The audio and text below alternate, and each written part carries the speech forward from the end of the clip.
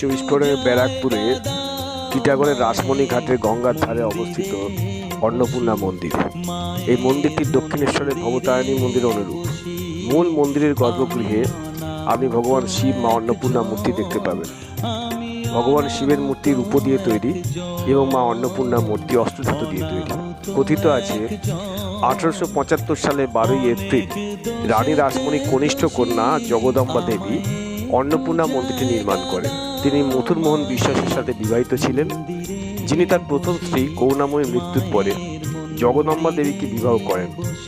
তাদের পুত্র দ্বারকানাথ বিশ্বাস এই মন্দির প্রতিষ্ঠার সমস্ত ব্যবস্থা করেছিলেন। এই মন্দির রামকৃষ্ণদেব ভক্তদের জন্য উন্মুক্ত করে দিয়েছিলেন। আপনারা আসতে পারেন ব্যারাকপুর থেকে, খুব কাছেই, গান্ধীঘাটের আগে এই মন্দির। যদি ভালো লাগে তাহলে সাবস্ক্রাইব করবেন আমার চ্যানেলটিকে, শেয়ার করুন এবং যদি লাইক করেন